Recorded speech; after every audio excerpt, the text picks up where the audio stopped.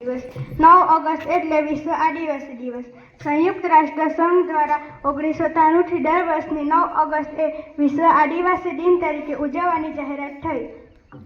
ના મૂળ વતને વિશ્વ આદિવાસી દિવસ ઉજવવાનો મુખ્ય ઉદ્દેશ આદિવાસીઓની ગરીબી, શિક્ષણનો અભાવ અને બેરોજગારી દૂર કરવી. હું આદિવાસી સમુદાયનું વિશેષ મહત્વ છે. ભારતમાં સૌથી મોટા આદિવાસી વસ્તી ધરાવનાર દેશમાંનો એક દેશ છે.